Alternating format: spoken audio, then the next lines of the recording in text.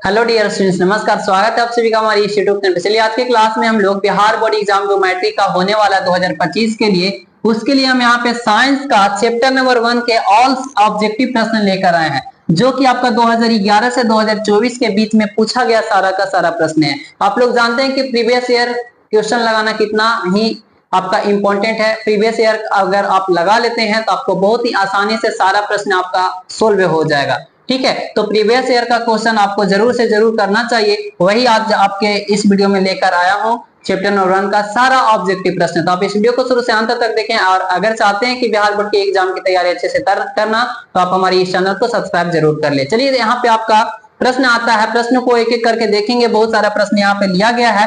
आप क्या करेंगे, फटाफट इसका आंसर अगर जानेंगे तो आंसर देंगे, नहीं जानेंगे तो आप आसानी से इसको समझ लेंगे। और सबसे पहले हम आपको ये बता दें कि ये प्रश्न सबका सब पूछा हुआ है, 2021 में पूछा है, फिर कब पूछा है ये भी आपका आया है 2021 में। तो सब यहाँ पे प्रीवियस ईयर का क्वेश्चन मिलेगा। ठीक है, तो चलिए एक एक करके हम लोग सारे प्रश्न देखते हैं। क्वेश्चन नंबर 1 में आपका क्या कहता है प्रश्न, सबसे पहले पढ़ना, प्रश्न को अच्छे से समझना का। निम्न में से कौन ऑक्सीकारक की क्रिया नहीं है? ऑक्सीकारक की क्रिया कौन नहीं है, इसका उत्तर आपको बताना है। ऑप्शन दिया हुआ दहन, बी में दिया हुआ श्वसन, सी में भोजन का पचना और डी में दिया हुआ अवक्षेपण।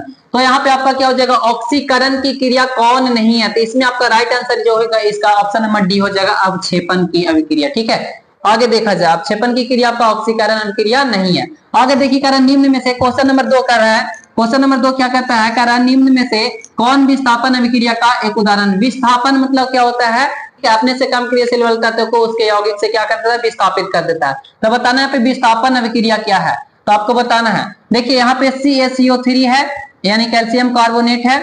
यहाँ पे आपका टूटा है CO में, यानी कैल्शियम ऑक्साइड में, प्लस में क्या है H2 में। ठीक है, तो इसका आंसर आपका क्या होगा, जल्दी से इसको बताना, विस्थापन अभिक्रिया। इसका जो राइट आंसर होगा बाबू, इसका राइट आंसर जो होगा ऑप्शन नंबर सी हो जाएगा। ये क्या कर रहा है, देखिए Fe क्या कर रहा है, यहाँ कॉपर को, यानी कि कॉपर को क्या कर देता है, विस्थापित कर दे रहा है। इसी को क्या बोला जाता है, विस्थापन अभिक्रिया। तो यहाँ पे हो जाएगा FeSO4 प्लस CO, यानी कि इसका राइट आंसर जो होगा ऑप्शन नंबर डी हो जाएगा। ठीक है ना, आगे देखा जाए, यहाँ पे आ गया तीसरा क्या कर रहा है, क्वेश्चन कर रहा है समीकरण, यानी कि H2 प्लस O2 H2O बनाता है। तो यह कैसा समीकरण है, यहाँ पे एक समीकरण दिया हुआ है और कह रहा है यह कैसा समीकरण आपको बताना है। संयोजन अभिक्रिया है, या वियोजन अभिक्रिया है, या अवक्षेपण अभिक्रिया, या उदासीनीकरण अभिक्रिया। तो देखिए यहाँ पे क्या कर रहा है, दो तत्व क्या कर रहा है, यहाँ पे मिल करके एक तत्व बना रहा है, यानी कि एक यौगिक बना रहा है, जैसे H2O बना रहा है। तो यहाँ पे क्या हो जाएगा, ये संयोग कर रहा है, संयोजन अभिक्रिया हो जाएगा। H2 प्लस O2 मिलकर क्या बनाता है, H2O बनाता है। तो यह कैसा अभिक्रिया हो जाएगा, संयोजन अभिक्रिया हो जाएगा।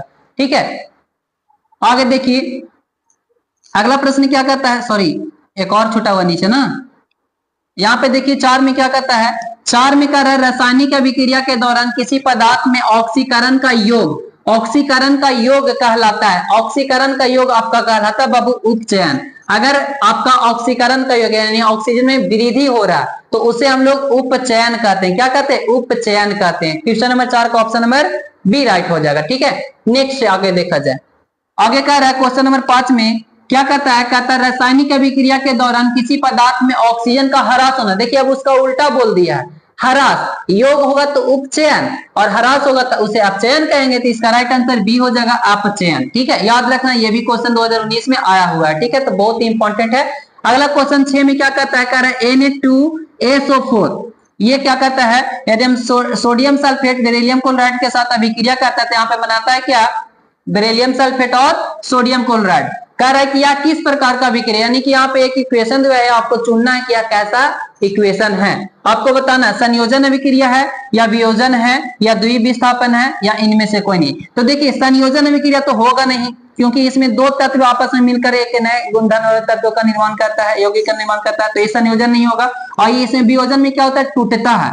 यहाँ पे क्या होगा, देखिए ये वाला इस पे चला जा रहा है और ये वाला इस पे चला आ रहा है, तो क्या हो रहा है, ये विस्थापित हो रहा है। तो इसको द्विविस्थापन कहते हैं। जब सिंगल विस्थापित होता है तो एकल विस्थापन बोलते हैं, लेकिन यहाँ डबल विस्थापन होता है, इसको हम लोग द्विविस्थापन बोलते हैं। ऑप्शन नंबर आपका 6 का क्या हो गया, सी हो गया राइट आंसर। नेक्स्ट देखा जाए, अगला प्रश्न क्या कहता है, कह रहा है कि Zn प्लस CuSO4 यह कैसा अभिक्रिया, यहाँ पे बना रहा है ZnSO4।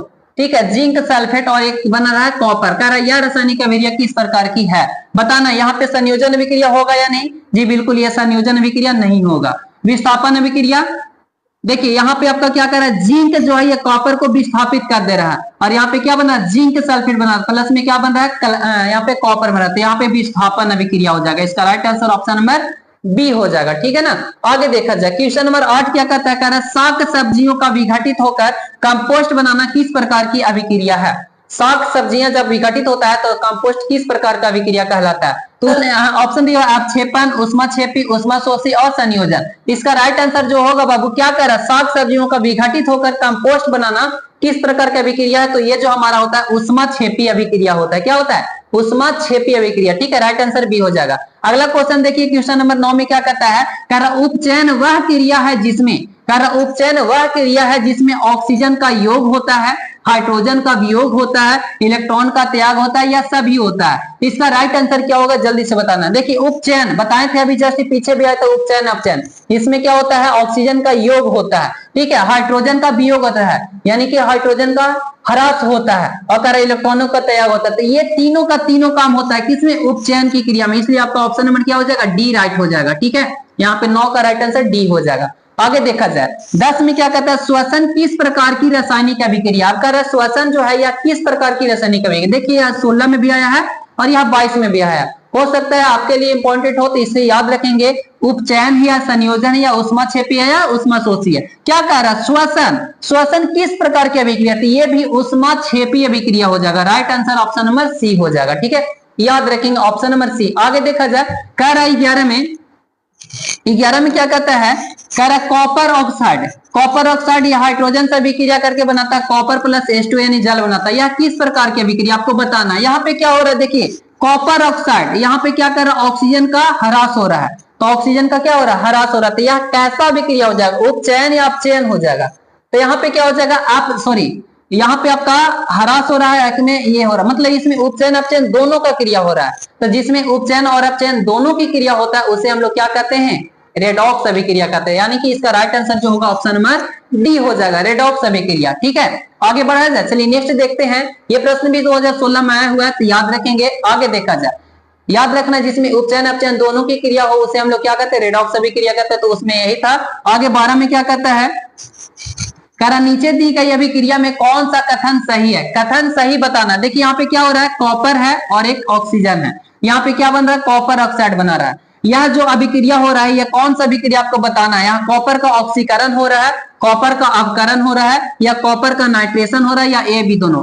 पहले तो डी नहीं होगा, पहले सी नहीं होगा। अब इसमें से आपको बताना कॉपर का ऑक्सीकरण हो रहा है या कॉपर का अपकरण हो रहा है। तो देखिए यहाँ पे कॉपर में क्या हो रहा है, ऑक्सीजन का योग हो रहा है, तो ऑक्सीजन का योग को क्या कहते हैं, अपचयन कहते हैं, उसी को हम लोग ऑक्सीकरण भी कहते हैं। इसका राइट आंसर जो होगा ऑप्शन नंबर ए हो जाएगा। ठीक है, 12 का जो राइट आंसर होगा ऑप्शन नंबर ए हो जाएगा। आगे देखिए 13 में क्या कहता है, कह रहा समीकरण CaCO3 कैल्शियम कार्बोनेट क्या है।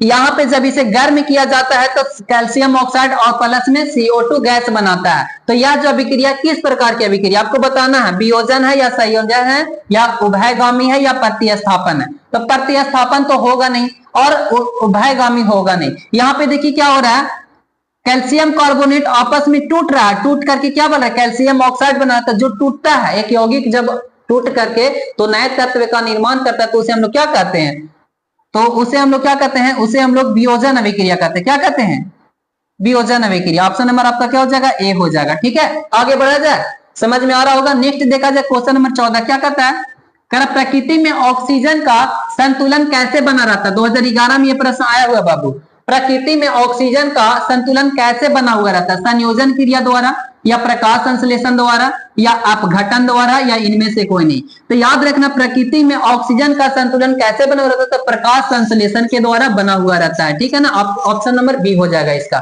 यानी कि 14 का राइट आंसर बी हो गया। 15 देखा जाए, 15 में क्या कहता है, अभिक्रिया CaO प्लस H2, यहाँ पे आप क्या कर रहे हैं, कैल्शियम ऑक्साइड प्लस हाइड्रोजन, यहाँ पे एक अभिक्रिया हो रहा है तो ये क्या बनता है, कैल्शियम हाइड्रोक्साइड। ठीक है, और कह रहा है यह किस प्रकार की अभिक्रिया है, तो आपको बताना है वियोजन है या संयोजन या योगशील है या प्रतिस्थापन। तो ये तो पहले नहीं होगा और ये भी नहीं होगा। अब बताना संयोजन या वियोजन में। यहाँ पे क्या कर रहा है, दो तत्व या दो यौगिक क्या करे आपस में मिल करके एक नए गुणधर्म का क्या बना रहा है, एक यौगिक बना रहा है। तो ये हमारा क्या हो जाएगा, दो आपस में मिल रहा है, तो ये हमारा क्या हो जाएगा, संयोजन यानी संयोग कर रहा है। इसका राइट आंसर बी हो जाएगा। 15 का राइट आंसर जो होगा बी होगा। आगे देखा जाए 16, 16 क्या कहता है, कह रहा है जल के एक अणु में हाइड्रोजन एवं ऑक्सीजन के परमाणु की संख्या अनुपात क्या होगा। देखिए जल का कह रहा है यानी H2O, H2 हाइड्रोजन का कितना परमाणु 2, ऑक्सीजन का कितना बनता है, ये ऐसा कौन सा ऑप्शन है, ऑप्शन नंबर बी हो जाएगा, 2:1 हो जाएगा। इसका राइट आंसर बी हो गया। समझ में आ रहा है ना। उम्मीद है कि आपको अच्छे से सारा प्रश्न समझ में आ रहा होगा। तो आप इस वीडियो को शुरू से अंत तक देख ही रहे हैं।